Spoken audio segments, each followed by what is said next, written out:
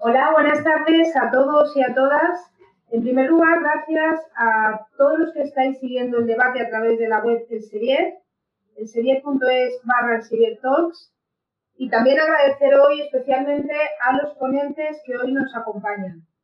También recordad que podéis seguirnos a través de Twitter utilizando el hashtag ElsevierTalks. De ahí os animamos a participar a todos, no solamente con vuestros comentarios, sino también con preguntas que nos podéis ir haciendo a lo largo de toda la reunión de hoy y que iremos presentando al final de esta sesión.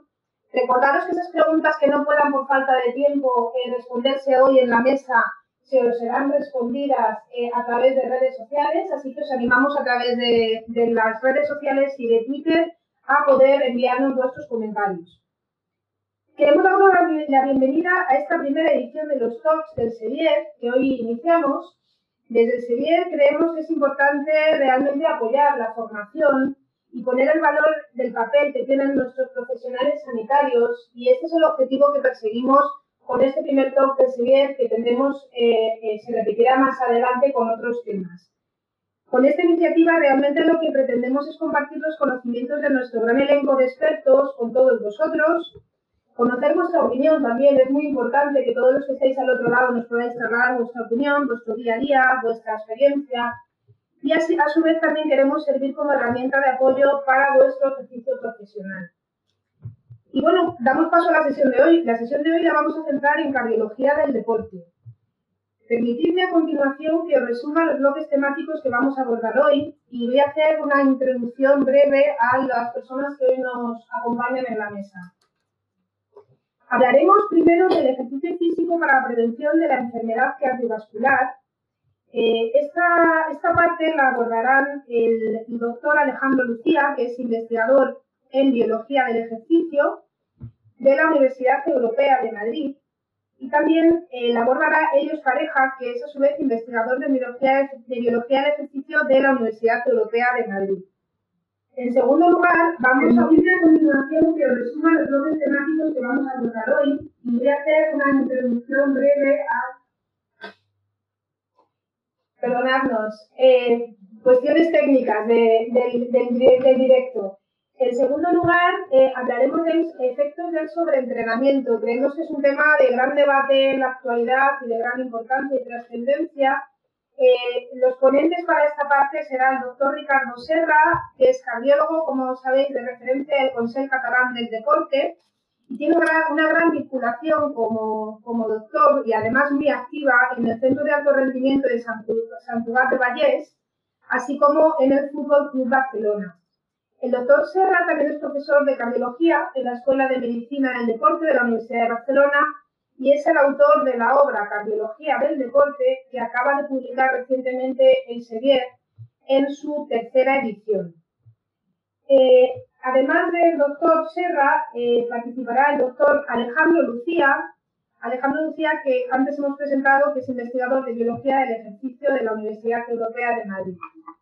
A continuación hablaremos de pruebas de esfuerzo y actividad física tanto en población sana como en cardiopatías congénitas. Este tema va a ser abordado por dos ponentes, Luis Serratosa Fernández. Luis Serratosa es jefe de servicio de rehabilitación y medicina del deporte de la Clínica Quirón de Madrid, del Hospital Quirón de Madrid, así como del Hospital Quirón de San Camilo. Y además participa con nosotros la doctora Araceli Goraíta. Araceli Goraíta es jefe de servicio de cardiología del Centro de Medicina del Deporte y del Consejo Superior de Deportes. Y además Araceli es profesora en cardiología de la Escuela de Medicina del Deporte de la Universidad Complutense de Madrid. Y ya por último vamos a poder escuchar otro tema de gran interés para todos los que se han apuntado y desde el punto de vista de más médico, que son los temas de las técnicas avanzadas en imagen. Abordaremos las distintas tendencias que hay en cuanto a técnicas de imagen con Araceli Goraíta y con Luis Serratosa, que antes los he presentado. Después daremos un paso a vuestras preguntas y para terminar haremos una breve conclusión del acto. En primer lugar, entonces, pasamos a hablar del ejercicio físico para la prevención de la enfermedad cardiovascular. Cedo mi palabra al profesor Helios. Pues muchas gracias, buenas tardes. Pues en principio, en el primer bloque sobre ejercicio físico para la prevención de la enfermedad cardiovascular, bueno, pues se ha desglosado tentativamente en un primer epígrafe que trata sobre las nuevas tendencias en las pautas de prescripción de ejercicio físico. Y bueno, aquí decir que la mayor parte de la población que es físicamente activa no sigue un programa de entrenamiento regular, a excepción de los deportistas, por supuesto, salen a trotar en su tiempo de ocio o realizan más o menos ejercicios de gimnasio en función de su motivación puntual. Aquí, aunque el sedentarismo es uno de los mayores factores de riesgo de mortalidad cardiovascular, realizar ejercicio físico pautado con rigor nos ayudará a minimizar los posibles efectos adversos que pueda traer consigo tanto la práctica amateur como profesional. A día de hoy se consideran que los estándares mínimos para realizar ejercicio físico, según la American Heart Association, para personas de entre 18 y 65 años, rondan de las 3 a las 4 sesiones semanales de una actividad física aeróbica de una intensidad moderada y de unos 40 minutos de ejercicio por sesión. Si bien es cierto que cada vez más estudios están demostrando que un ejercicio físico mínimo es muy necesario, pero no tanto lo es establecer unos máximos. Cada vez se está demostrando más pautas a través de las cuales vemos que biológicamente el organismo está adaptado a hacer esfuerzos máximos. Calcular las intensidades de trabajo para personas que no están familiarizadas con el mundo del deporte puede ser difícil. Sin embargo, pues hoy en día nos podemos servir de tecnologías como la acelerometría, la calorimetría, los GPS que están instalados en los dispositivos móviles o incluso las tablas bien definidas que asocian distintas actividades con los correspondientes índices de actividad metabólica. Se ha visto que bajas intensidades incluso, como por ejemplo trabajar a un 50% respecto a la frecuencia cardíaca máxima, pueden ejercer efectos beneficiosos muy importantes sobre el rendimiento cardiovascular. Así pues, un estudio clásico, por mencionarlo, de 1984, ya hace unas décadas, demostró que aquellos atletas que fueron entrenados al 85% mostraron un más rápido incremento del rendimiento cardiovascular que aquellos atletas que fueron entrenados al 45%, pero que a las 11 semanas las diferencias dejaron de ser significativas. Esto es digno de mención. Las nuevas tendencias de prescripción del ejercicio físico contemplan, yo creo, sobre todo, una multidisciplinariedad en su concepción y en su ejecución. Así, tanto médicos como licenciados en ciencias de la actividad física y el deporte, con especialidades como la cardiología o la fisiología, pues creo que pueden aportar enfoques cuya sinergia es potencialmente más eficaz para la prevención y el tratamiento de distintas enfermedades cardiovasculares. Así, cuando enfocamos estos altos rendimientos en el deporte con potenciales problemas cardíacos en estos deportistas, no nos podemos olvidar de ese dicho que nos dice que no podemos dejar de ver los árboles, sino que tenemos que ver el bosque. Entonces yo hago un poco de hincapié en los efectos sistémicos del ejercicio físico, tanto moderado como de alta intensidad, en los distintos órganos y sistemas, y que, pues como acabamos de demostrar en un reciente metaanálisis que hemos publicado con cerca de 42.000 atletas, lo que hemos visto es que atletas de élite, atletas profesionales, tienen una menor mortalidad total y una menor mortalidad asociada a enfermedad cardiovascular, lo cual creo que es digno de discusión, puesto que el ejercicio físico puede provocar ciertas alteraciones estructurales, fisiológicas, eléctricas en el corazón, pero parece que no son tan graves como para alertar de una manera prohibitiva sobre los efectos del ejercicio físico extenuante.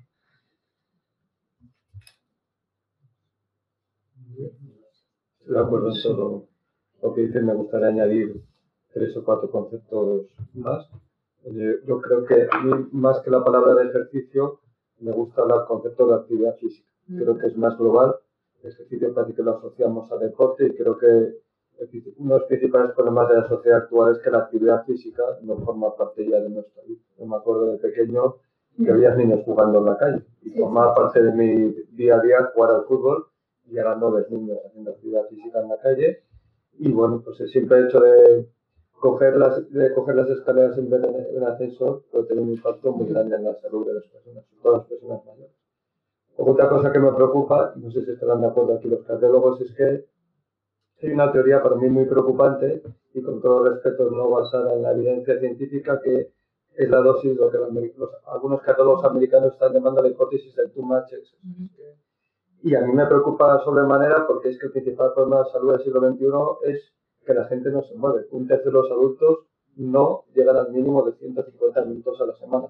No que una supuesta minoría de la población sobrepase un supuesto límite que está por conocer. Lo que sí que se sabe, en cambio, que hay límites por debajo de los cuales el riesgo de salud cardiovascular, el riesgo cardiovascular está muy incrementado. Y en ese sentido, de hecho, cada vez son más las evidencias que el límite de 150 minutos a la semana de actividad física es quizás muy poco exigente y que quizás sería mejor 450 minutos a la semana. Eso se ha visto, por ejemplo, en supervivientes de cáncer, cuya principal causa de muerte ya es la enfermedad cardiovascular, y que se empiezan a recomendar actividades bastante exigentes. Por ejemplo, hace poco hicimos un estudio que publicamos en la zona sur de Madrid con supervivientes de cáncer y se movían 50 minutos al día. Pero pese a ello, su perfil cardiometabólico no era sano para nada. Y ahora hablaré de ello.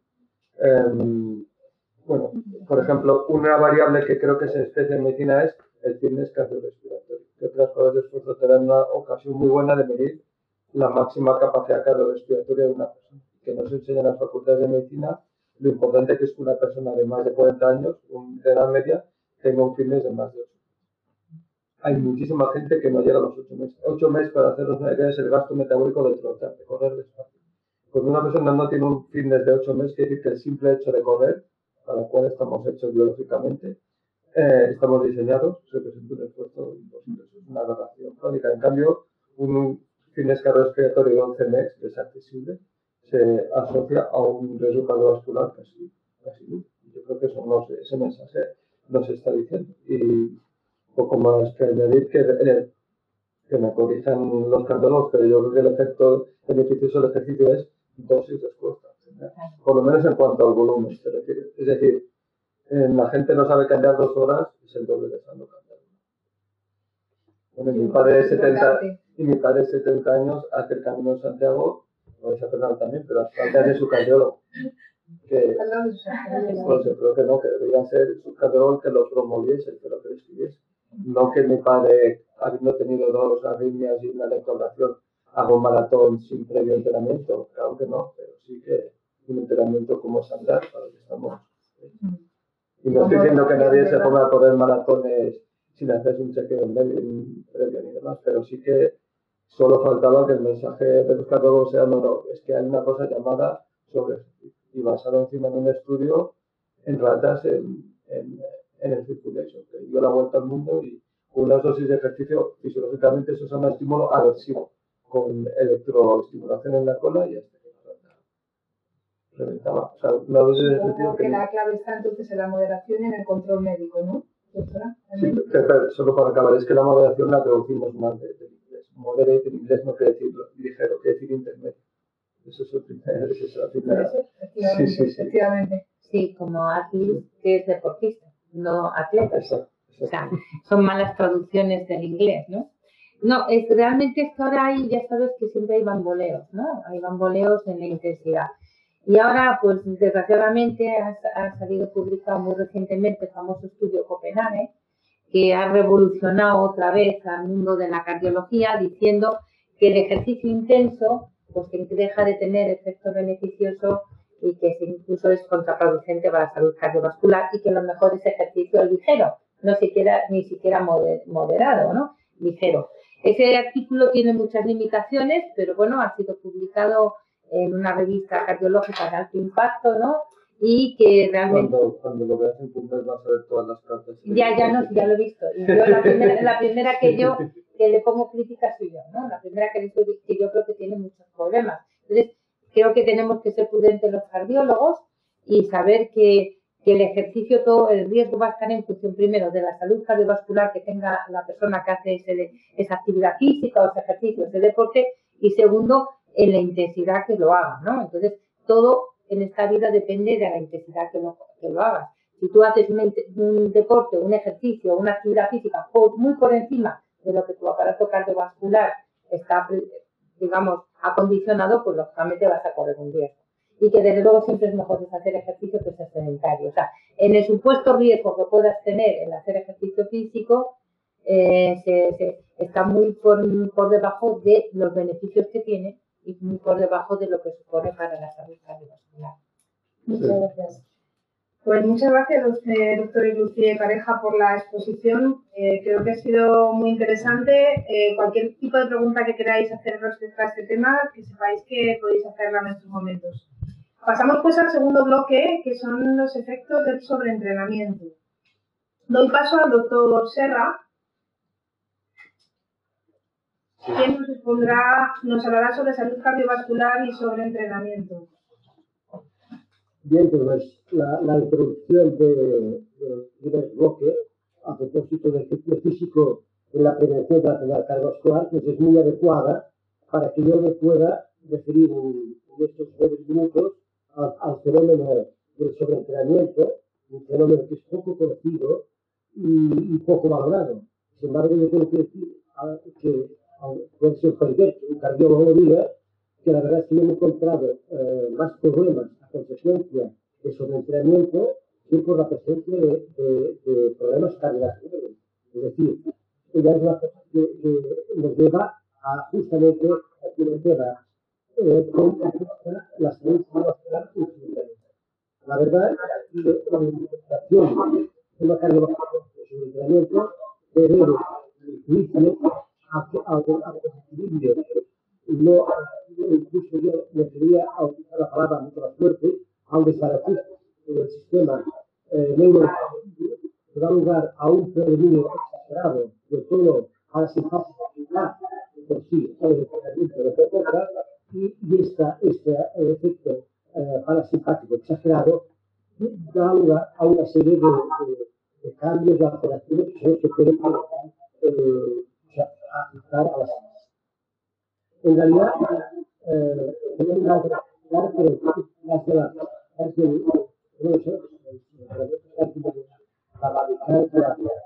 cirujano extremo, por ejemplo, la que teníamos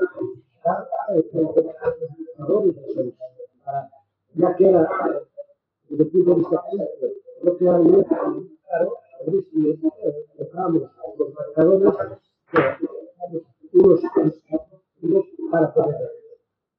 La verdad es que nos quedamos con el camino, digo, lo que se llama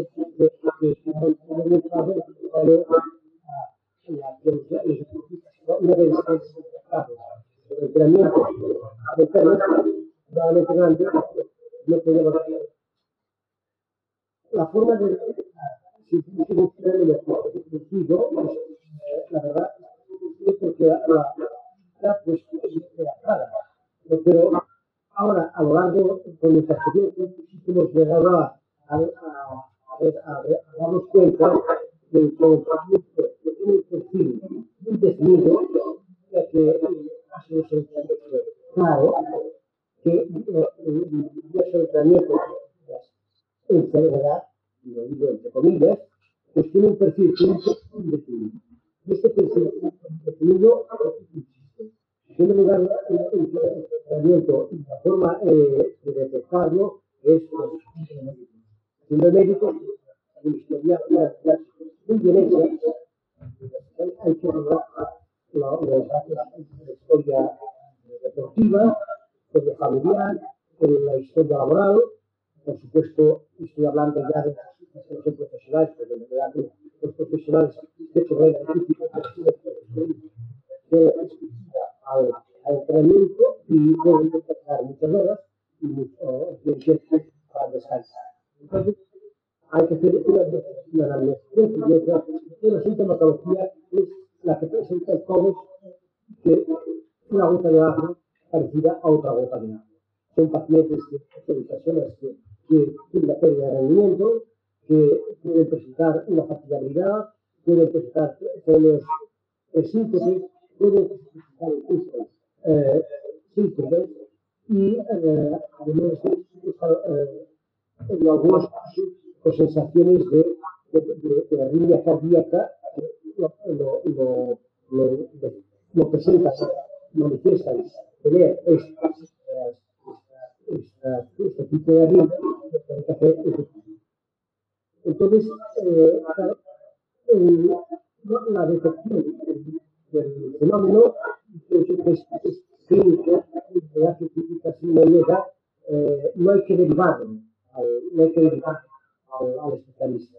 En realidad nos ocuparemos con un especialista con toda la técnica y luego veremos que tiene en el electrocardiograma presenta una bradicardia sinusal extrema, por debajo de 40. Pero claro, esta bradicardia sinusal extrema presenta también deportistas y clínicos. Entonces, ya podríamos ir a un seleccionamiento de un símbolo, claro, es que tiene bradicardia sinusal no fisiológica. La no fisiológica es la que se acompaña de síntomas o síntomas por todo la pérdida de rendimiento. Por lo tanto, yo pienso que con estos datos no hay que hacer más cosas y hay que derivación al especialista. El médico de cerca del deportista,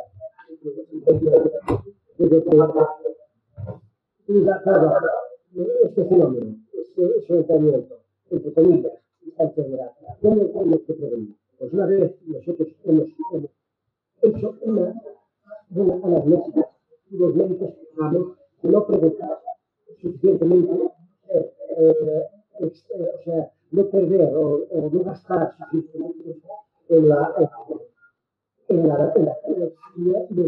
de buscar, analizar detalles que tienen mucha importancia cuando se hace el y entonces, en algunos casos, es un deportista, pues trata o de nivel o de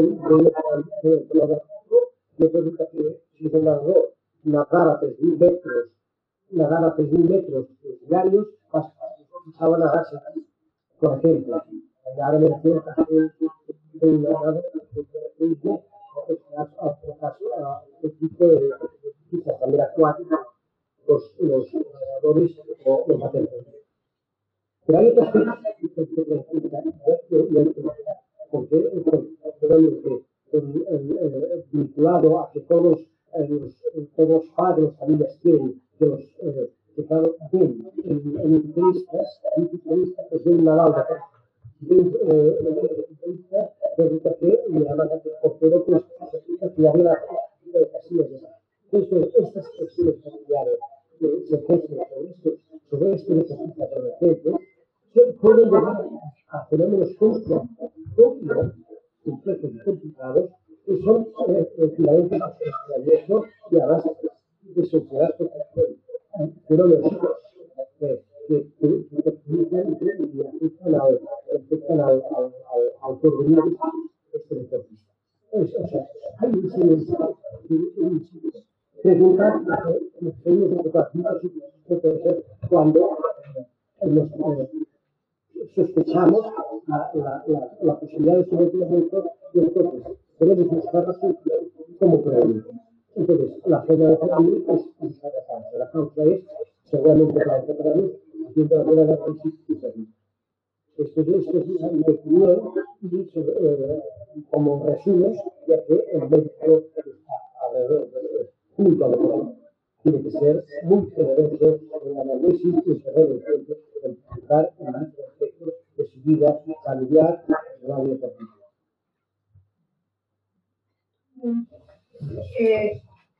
Yo quería preguntar también al doctor Lucía los cuadros clínicos más frecuentes en el sobreentrenamiento. Si quiere hacer alguna intervención en este punto o... Bueno, pues yo es que pienso que el sobreentrenamiento sobre todo lo tenemos que ver como un mecanismo de defensa saludable del organismo, precisamente, por ejemplo, para que el corazón no sufra riesgos excesivos. De hecho, ya lo estudió Seidel, ¿no? Psicólogo trabajado con ratas, forma parte de los mecanismos de adaptación al estrés. Cuando la rata la ponía a nadar con un peso abajo, llega un momento que ya agotaba sus glándulas adrenales, dejaban de producir hormonas antiestrés para que el corazón no sufriese daño.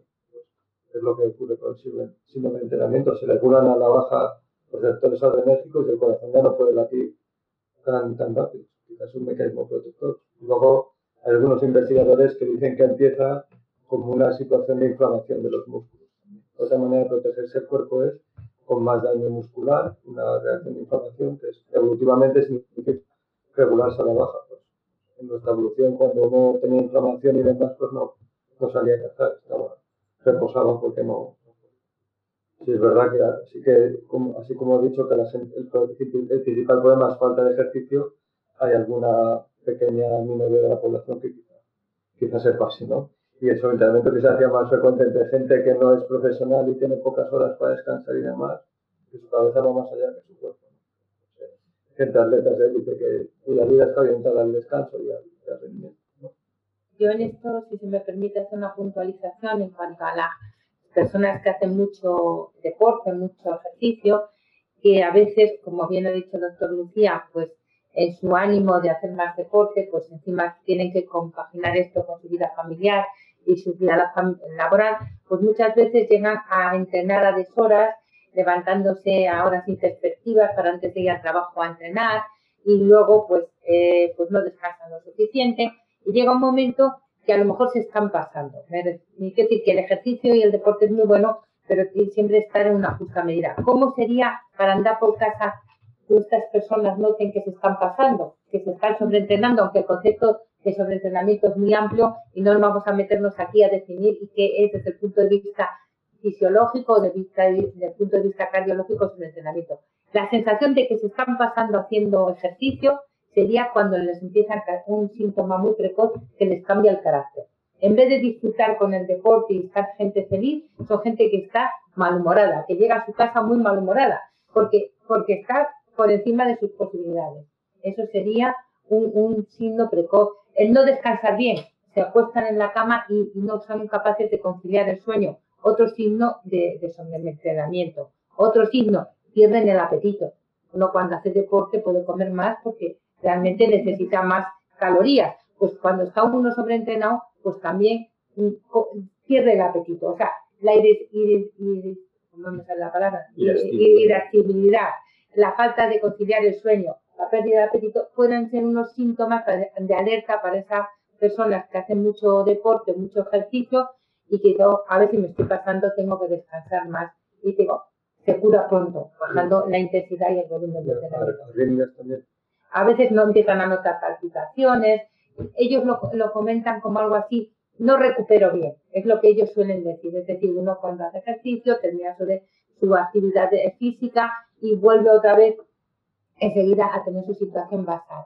Entonces, ellos dicen que ahora ya no se recuperan bien, eso sería otro signo, ¿no? Y a veces notan palpitaciones, notan pues cambios en el ritmo, más que palpitaciones muchas veces ellos no lo definen, pero sí lo notan como un cambio en el ritmo cardíaco, ¿no? Entonces, eso serían signos de alarma o de alerta. Ya algunos, si se hace una analítica, pues luego ya hay otros parámetros que se pueden valorar. Sí. Es una pregunta aparte para los cardiólogos. Sí, primero, por favor, que quería el doctor Serra participar también en esta parte del debate. Sí, solamente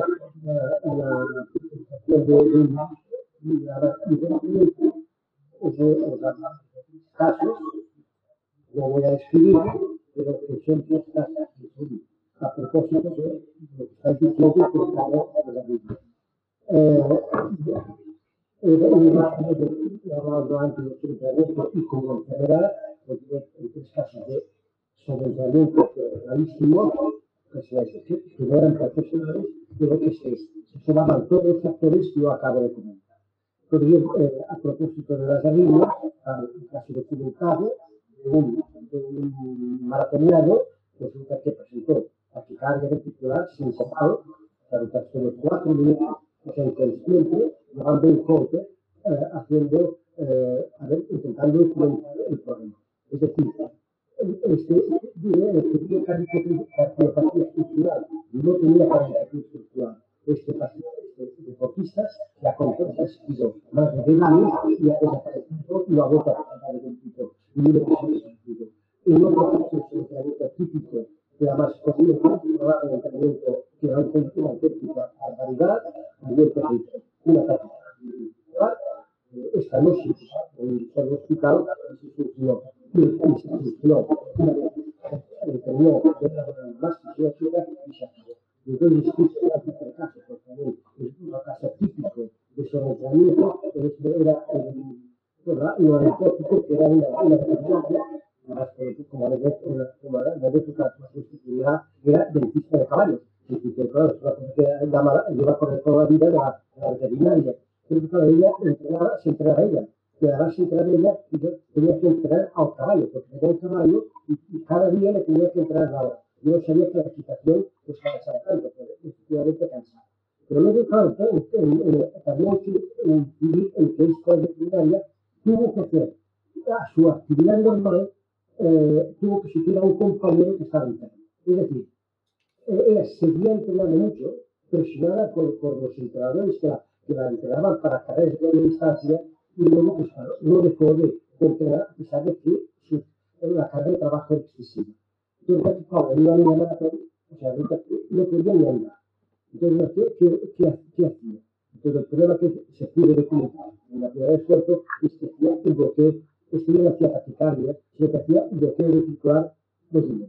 Bloqueo a grupo reticular desnudo, que es un caso. Son casos excepcionales, pero lo que sí es cierto es que este bloqueo de las cardiovasculares desaparecieron cuando el entrenamiento se hizo ya de una forma regular, metódica y con una intensidad apropiada a sus posibilidades de tiempo. Pues muchas gracias, doctor Serra, porque yo creo que estos casos prácticos ilustran claramente lo que estamos hablando y desde luego son muy bienvenidos. Vamos a pasar a continuación al bloque de la prueba de esfuerzo y la actividad física que vamos a abordar tanto en población sana como en cardiopatías congénitas. Y doy paso al doctor Luis Serratosa. Bueno, para hablar de población sana y bueno, ya se ha mencionado anteriormente, el doctor Alejandro Lucia ha mencionado, o sea, la utilidad que pueden tener las pruebas de esfuerzo en población sana, ¿no? En cuanto a saber verdaderamente en cuanto a valorar la capacidad funcional que tenemos, o sea, la capacidad para desarrollar actividad física o para que la capacidad para desarrollar incluso actividades de la vida diaria, ¿no? Entonces, a la hora de recomendar o de saber exactamente qué es lo que vamos a buscar cuando recomendamos una prueba de esfuerzo, creo que es importante que la gente entienda que uno de los parámetros más importantes que queremos valorar es su capacidad funcional, ¿no? Estas pruebas de esfuerzo habitualmente las hacemos en aquel medio que es más específico al tipo de actividad física que realiza el sujeto, que puede ser, generalmente se realizan más en un cicloergómetro o más frecuentemente en un tapiz rodante, donde puede caminar, desde caminar hasta correr el sujeto. Y ya digo, pueden realizarse simplemente con control de la respuesta, digamos, cardiovascular, pero también podemos valorar tanto la capacidad cardiovascular como la capacidad respiratoria. Y eso nos aporta algunos parámetros que nos dan una idea sobre la capacidad funcional global de nuestro organismo, ¿no? Normalmente medimos un parámetro que mucha gente ya está familiarizada, que es el consumo máximo de oxígeno, que es un parámetro que nos da idea de cuál es nuestra capacidad para desarrollar ejercicio, bueno, una máxima, ¿no? Un máximo de ejercicio, ¿no? Y eso nos da idea, como decía el doctor Lucia anteriormente, que se valora en METs, que son múltiplos de la capacidad funcional en reposo de cada sujeto, o se puede valorar en lo que normalmente valoramos más, es que nuestra capacidad para aportar oxígeno a los músculos que están inactivos, ¿no? Como digo, el otro aspecto que hay que tener en cuenta a la hora de tener en cuenta por qué hacemos o por qué recomendamos pruebas de esfuerzo en determinado tipo de poblaciones para intentar ver si podemos descartar algún tipo de cardiopatía, ¿no? Y en ese sentido, normalmente es una prueba que no utilizamos o no nos da tanta información en población sana. Es decir, debemos de recomendarla sobre todo en aquellos pacientes o que tienen determinado perfil de riesgo cardiovascular y sobre todo a partir de una edad determinada que normalmente consideramos que suele ser por encima de 35 años, ¿no? De todas formas, sí hay que decir, hay que recordarle a la gente que la información que nos da en este sentido muchas veces es, bueno, digamos que la podemos poner entre comillas, ¿no? Y por tanto podemos, bueno, muchas veces el simple hecho de hacer una buena historia clínica, una buena exploración y por supuesto un electrocardiograma de reposo nos da mucha información, ¿no? Ya digo, sobre todo en población, en jóvenes, al hablar a la doctora Boraita, en jóvenes por encima, pensamos que de los 12 años, y luego por debajo de 35 años. Y por debajo, por encima de 35 años, y sobre todo en aquellos que tienen algún perfil de riesgo, pues bueno, ya podemos empezar a pensar, empezar a recomendar si sería conveniente realizar una prueba de esfuerzo con valoración cardiológica, ya digo, para descartar cardiopatía, ¿no? Sobre todo en alguien, como estamos viendo últimamente, que cada vez en personas, vemos que cada vez hay más personas que se incorporan a hacer, bueno, gente que no ha hecho deporte, probablemente que lleva una vida muy sedentaria y de repente a los 40 años deciden hacer bueno, maratones, ultramaratones, ¿no? Y ahí sí que podríamos hablar, bueno, de qué es lo conveniente, pues empezar por un ejercicio moderado, ¿no? Doctora, doctora Boraita, que respecto a la parte de población de cardiopatía congénita, no sé si quiere abordar más la infancia, que es más específica, o comenzar por la población general adulta. Bueno, no, yo creo que las cardiopatías congénitas en España pues tienen la misma prevalencia que en el resto del mundo. Hay unas cardiopatías congénitas que son muy frecuentes, como es la válvula óptica bicúspide, que es un 2% de la población de nacidos vivos, pero que afortunadamente, si no se asocia a trastornos hemodinámicos de la válvula, como puede ser estenosis moderadas o severas o insuficiencias severas aórticas, pues se tolera muy bien durante muchos años, y que si no hay afectación de la aorta, pues no da ningún síntoma. Esa es la más frecuente y muchas veces pasa desapercibido y se diagnostica en la edad adulta, cuando ya realmente hay complicaciones asociadas a los problemas hemodinámicos que produce esta anomalía congénita, que ya digo que es la más frecuente de todas. También hay muchos niños que pueden tener colapsos mitrales, pero que eso hoy día se da muchísimo menos importancia, o comunicaciones interauriculares, intraventriculares, o bien ductus, que también son muy frecuentes, pero que realmente si son pequeñas pues se toleran muy bien durante muchos años, y las severas normalmente son diagnosticadas desde la primera infancia y normalmente, afortunadamente, ya llegan a la edad adulta corregidas. O sea, hoy día estamos en un desarrollo muy importante de la cardiología, en la cual se diagnostica muy precozmente a estos niños con cardiopatías congénitas y llegan a la edad adulta ya corregidas. Eso, ya volveré luego, tiene una importancia, ¿no? Es que tenemos adultos con cardiopatías congénitas que han sido incluso cianóticas muy graves, que han sido corregidas en la infancia, que antes se morían muy jóvenes, pero que ahora llegan a su edad adulta y que ellos quieren hacer deporte, porque consideran sanos. Ese es un problema que se nos ha planteado a los cardiólogos del deporte, ¿no? En cuanto a las otras cardiopatías, que son muy graves, que son las llamadas no cardiopatías congénitas, sino cardiopatías familiares, que se llaman así porque se asocian tienen una repercusión en las familias, dado que tienen una carga genética. Hay una alteración, una mutación, que es la que hace que se parezcan estas enfermedades. Hay un tipo de ellas, que son las miocardiopatías, que son enfermedades propias del miocardio, y estas tienen un riesgo, algunas de ellas, no todas, de tener muerte súbita, pero con el agravante que muchas veces no dan ningún síntoma. O sea, que el primer síntoma en estos niños puede ser, o jóvenes adolescentes que empiezan a hacer deporte, la muerte súbita. Y esto sí que tiene un fácil diagnóstico, bien por el electro de reposo, como ha dicho el doctor Serratosa. Por eso hay el screening tan importante en la población infantil y sobre todo en la población juvenil, de hacerle un electrocardiograma, que es una prueba barata, sencilla, que está al alcance de todo y que nos va a despistar en un 95% una de las principales miocardiopatías, que es la hipertrófica, y la reumogénica, si se interpreta bien ese electro, más de un 80%.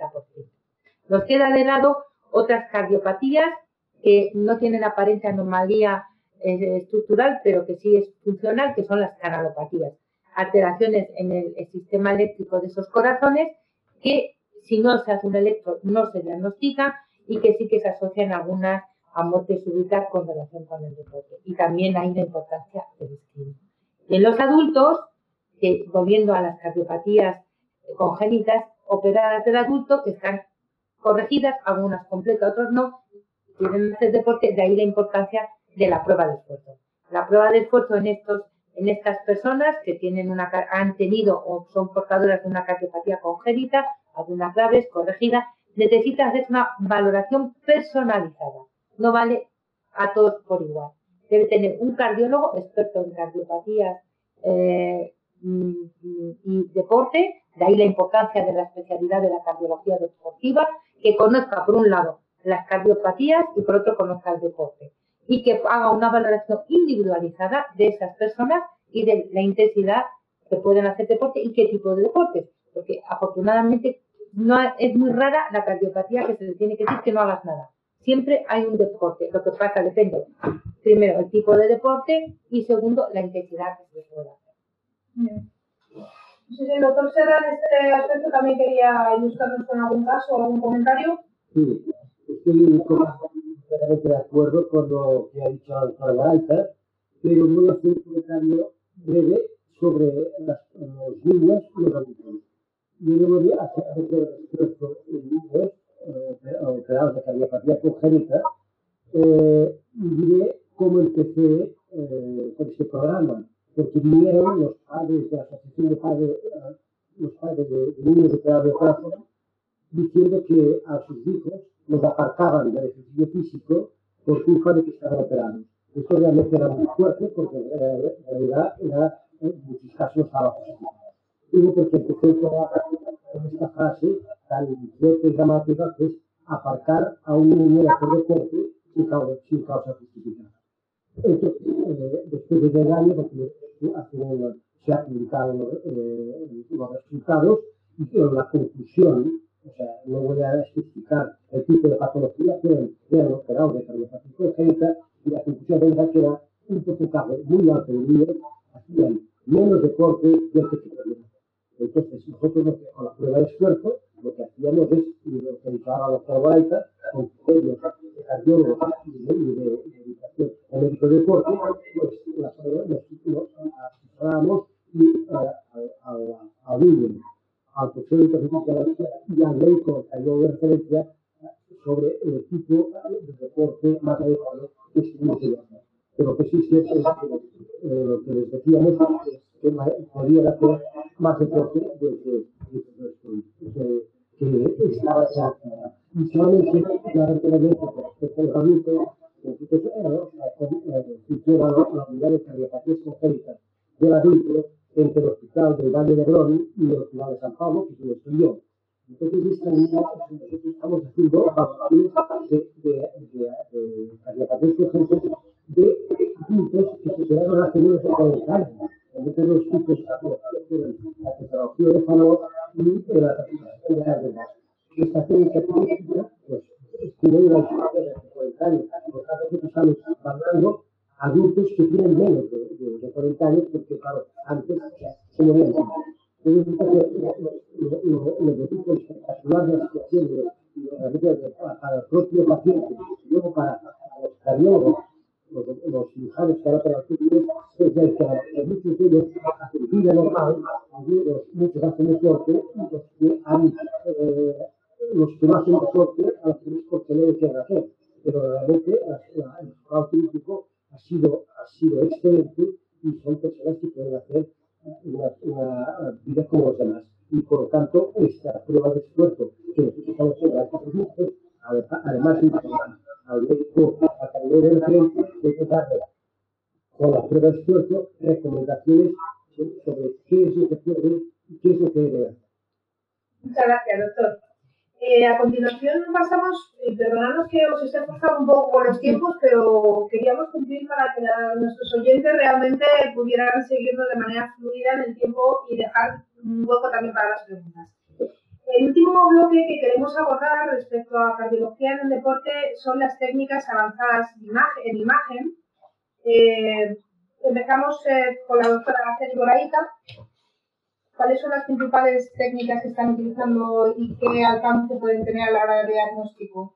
Bueno, pues realmente, como he hablado antes, de esas cardiopatías familiares, sobre todo las miocardiopatías, a veces cuando se hace con un estudio ecocardiográfico o con el electro, pues, o la prueba de esfuerzo o el Holter, pues hay veces que no llegamos a definir si eso es una adaptación pues, al deporte. Por el contrario, puede ser que ese deportista tiene de base una de esas miocardiopatías y somos incapaces solamente con las técnicas habituales de decir si la tienen. Para eso existen otras técnicas de imagen que lo que no es que vayan a hacer el diagnóstico, porque tampoco vamos a pensar que son el gol estándar y que eso nos va, si sale negativas o positivas, pues ya vamos a tener diagnóstico. Complementa siempre a lo que es la historia clínica y sobre todo al sentido común de la evaluación clínica de esos deportistas que puedan tener esas alteraciones. Entonces, las dos técnicas que hoy día recurrimos a ellas con mucha frecuencia son tanto la cardioresonancia con contraste, de gadolinio, porque en esta técnica nos sirve muy bien, define muy bien el miocardio, define cómo es la estructura de ese miocardio y nos complementa sobre todo para las miocardiopatías. Que no se encuentre nada no quiere decir que no la tenga esa miocardiopatía, pero ya es un apoyo a pensar que hay menos probabilidades. Otra técnica que utilizamos mucho es la TAN-SCAN, a ver cómo se dice, la tomografía SEAT computarizada, tanto cardíaca como de aorta, que nos sirve también para ver esas anomalías que podemos tener tanto en la aorta como en los grandes vasos y ver y complementar el diagnóstico que a lo mejor no lo hemos hecho con el eco transtorácico. También disponemos del eco transesofágico, que es otra técnica de imagen, que es muy importante para, sobre todo, pequeñas estructuras que encontremos en el corazón móviles, porque tanto el AngioTAC como la cardioresonancia son técnicas con mucha resolución, pero para estructuras que son fijas. Las estructuras pequeñas móviles, pues a veces en esas técnicas de imágenes no se ven.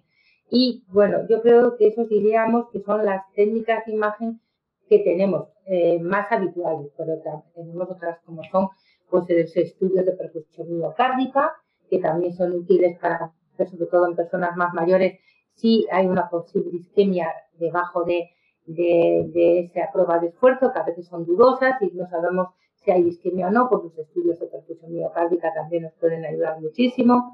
También los angioTAC coronarios con los SCOR-CAFIO para ver cómo pueden estar ese algo coronario en personas con muchos factores de riesgo que quieren iniciarse en la prueba de esfuerzo y la prueba de esfuerzo no nos es resolutiva, pues entonces el ver el SCOR-CAFIO y ver si tienen lesiones coronarias susceptibles, pues también nos puede ayudar. En fin, que todas las técnicas que disponemos ahora en la cardiología, en algún momento, en aquellos deportistas dudosos, o sea, que tenemos dudas, pues tenemos que recurrir a ellas y no nos podemos quedar con la duda y pensar que lo que vemos es adaptación al deporte. Hay que estar seguros si es adaptación o hay patología de base.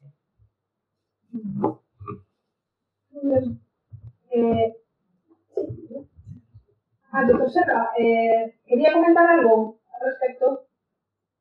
No, yo con respecto a las técnicas de avanzadas de imagen, solamente comentario, está bien, las tenemos que utilizar cuando realmente sea necesario, y luego a veces pues tenemos tendencia pues, a prolongarlas tal vez en exceso. Lo que tenemos que tener en cuenta pues que claro que las básicas que son primero hacer de élite, segundo electrocardiograma y luego la ecografía con sus diferentes modalidades, pues son lo básico y los puede seguir mucho. Entonces, las técnicas más avanzadas, pues indicarlas o utilizarlas en casos especiales cuando realmente tengamos unas muy cuidadas y no, claro, hay que pensar que tiene que basarse también tiene que utilizar pensar en los costes de estas exploraciones, por lo tanto, pues pues también hay que valorarlo y tenemos que valorar como médicos. Pero quiero decir que, por supuesto, se tiene que hacer porque dan mucha información, pero las que tenemos ya a nuestra disposición y que son más asequibles y que, por supuesto, el proyecto de la doctora Guaraita, que lleva una amplísima experiencia en ecocardiogramas de reposo y esfuerzo, podría saber perfectamente también que la resonancia pues, probablemente la utilizará en casos especiales, muy especiales. Gracias. ¿Algún comentario, Luis, al respecto? Bueno, quizás añadir que en el caso de, bueno, que es verdad que apoyar un poco en la especialidad de la cardiología del deporte, porque igual que pasa desde una simple historia y una exploración hasta pasando por un electrocardiograma, por un ecocardiograma igualmente y por la valoración de la resonancia, hace falta de especialistas que tengan experiencia en la valoración de todas estas pruebas, porque podemos estar quizás perjudicando a determinados individuos y quizás en algunos casos no tienen alteraciones que les impida realizar práctica deportiva y valorar muy bien a aquellos sujetos que tienen, incluso aquellos que tienen una cardiopatía congénita, como hablaba anteriormente la doctora Guaraita, porque prácticamente todo el mundo puede hacer algún tipo de actividad física. Entonces lo que tenemos que tener muy claro es dar un consejo adecuado, ¿no?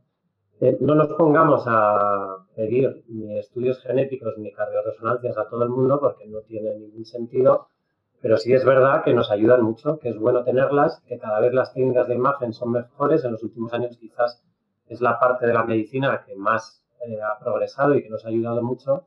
Y bueno, aspectos como a la hora de diferenciar esas adaptaciones fisiológicas de las patológicas, por ejemplo, en la patología más frecuentemente causa de muerte súbita en deporte, que es la miocardiopatía hipertrófica, pues eso, valorar con el contraste en la resonancia, pues si hay zonas de fibrosis que se corresponden con cambios patológicos que con una adaptación fisiológica, ¿no? O el TAC de coronarias, como muy bien decía la doctora Guaraita, como decía antes, en aquellos sujetos que ya tienen cierta edad.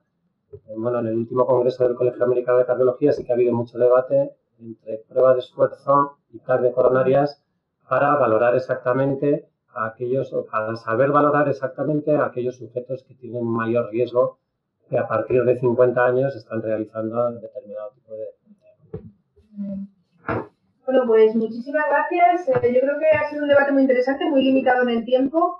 Ahora voy a hacer trasladar la voz de nuestros oyentes. Voy a tratar de todas las preguntas que nos han ido llegando, que son muy numerosas. De verdad que muchísimas gracias por vuestra participación a todos los que nos escucháis, no solamente desde España. Sabemos que hay mucha gente en Latinoamérica y os agradecemos que estéis con nosotros.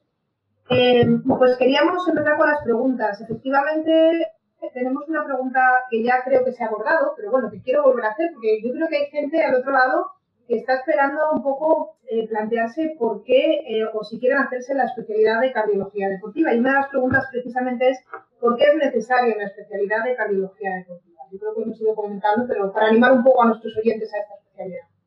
Pues porque los cardiópatas que quieren hacer deporte o actividad física intensa necesitan ser valorados por personas que no solo conozcan el deporte, sino también las cardiopatías. Entonces, se tienen que aunar en una misma persona o en un equipo multidisciplinar, pero eso a veces no está al alcance de todos, que tengan por un lado conocimientos de la cardiopatía que padece esa persona y por otro lado que sepa de deporte. El problema muchas veces es que el cardiólogo clínico que no conoce el deporte, lo más fácil para él es que si llega un paciente, en este caso sería un paciente con una cardiopatía que quiera hacer deporte, si tiene un deporte, es decir, haz deporte, solamente camina o haz deporte muy ligero, muy suave y no le deja, con mucho cuidado, y no le dejas hacer actividad deportiva y a lo mejor la puede hacer perfectamente porque esa cardiopatía no tiene límites para el deporte que quiera hacer esa persona. Entonces, claro, eso ha llevado ya en el año 2000, y en esto tengo que decir que somos pioneros en España, se hizo la primera guía de actividad física para el cardiópata y se creó en el año 96, se creó el grupo de cardiología del deporte en España. Luego, sorprendentemente, por eso tengo que romper una lanza por la cardiología del deporte en España, fuimos pioneros y de hecho el doctor Serra es pionero en la cardiología del deporte y he dado una charla yo hace poco en Bilbao, en el fútbol, y lo he puesto de ejemplo porque realmente en el año 79 ya hubo un cardiólogo del deporte catalán que realmente inició de ser cardiólogo y ser un especialista en medicina del deporte y han creado una escuela en Cataluña. La Sociedad Europea empezó en el 2002, 2003. El primer grupo se instauró en el 2005, pero en Estados Unidos, que muchas veces nos miramos en el reflejo de lo que es el American College, tanto de cardiología como medicina del deporte, desgraciadamente se creó en el 2011. Es decir, que España tenemos los primeros cardiólogos del deporte en el año 79. Tintoré. Tengo que nombrar aquí al doctor Tintoré, al doctor Balaguer in vitro y al doctor Serra, que está vivo y que los otros que han fallecido, como pioneros de la cardiología del deporte en el mundo. Entonces, quiero decir con esto que necesitas aunar esas cosas. Y es tal que ya por fin en Estados Unidos han sido conscientes y publicado recientemente, muy recientemente, se ha publicado en este año, pero con unos datos del año 2014, se creó el hacer un core de cardiología, o sea, ¿qué tienen que reunir los médicos para ser expertos en cardiología deportiva? Todavía no lo han desarrollado. En Estados Unidos están desarrollando. De hecho, no hay cardiólogos deportivos. Ahí se accede, pueden ser tanto pediatras, médicos generalistas, pueden ser médicos del deporte, pueden ser cardiólogos. En Europa somos un poquito más restrictivos y se ha dicho que tienen que ser o bien cardiólogos o especialistas en medicina del deporte los que accedan a ese currículum para ser expertos en cardiología deportiva. Me alegro, doctora, de que seamos pioneros, Bueno, vamos a dar paso a una o dos preguntas. Por favor, aguantadnos un poquito más, que ya estamos terminando, porque nos están llegando preguntas, pero ya decimos que no os preocupéis, porque las preguntas sin contestar vamos a publicarlas en los próximos días a través de redes sociales. Es decir, vamos a retomar todas vuestras preguntas que nos están llegando. Nuestros expertos de hoy os irán respondiendo a través de nuestras redes sociales. Bueno, tenemos a Sergio que nos dice algo muy clave, que podéis responder cualquiera que queráis. Dice, ¿deberían acudir a la consulta todos los menores de 25 años que han tenido palpitaciones o ligera precordancia mientras hacían deporte para evitar eventos de muerte súbita? Sí. Respuesta contundente. Estamos todos de acuerdo. Estamos todos de acuerdo en que sí. Tiene síntomas. Si no tuvieran síntomas, no. Pero han tenido dolor precordial y han tenido palpitaciones. Y eso no es normal en una persona joven que hace deporte. Correcto. Pues no relacionado con el esfuerzo. Muy bien.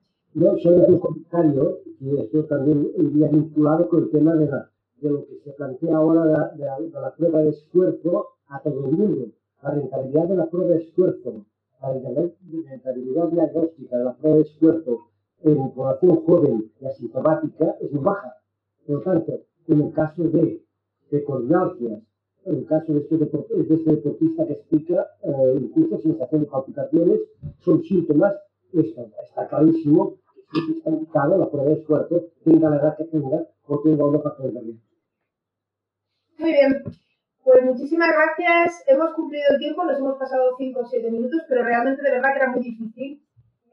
Sí que voy a pedir alguna frase muy breve, porque no tengo más tiempo, de conclusión o algo que queráis transmitir al otro lado. Hay estudiantes de medicina, hay expertos también de medicina deportiva que nos están escuchando. ¿Alguna frase que queráis del debate de hoy interesante?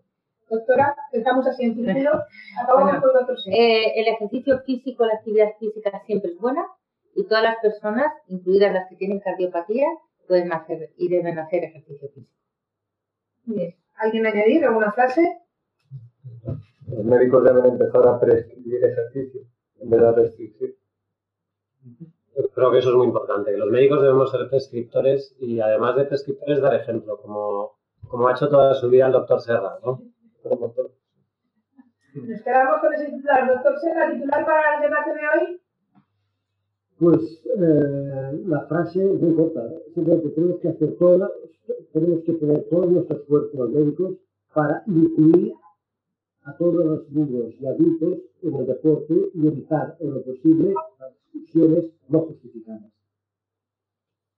Ellos, ¿algo que añadir al debate de hoy? Bueno, pues considerar la actividad física como un fármaco, ¿no? Tanto un cardiofármaco como un psicofármaco, que como todos los fármacos, pues una sobredosis puede ser perjudicial, pero que incluso en esta sobredosis, como hemos demostrado, pues deportistas de élite incluso viven más, o sea que no es tan grave esa sobredosis. Bien, pues muchísimas gracias a todos, a los que están al otro lado también, y os esperamos en los próximos Elsevier Talks. Muchas gracias a los presentes por participar hoy con nosotros.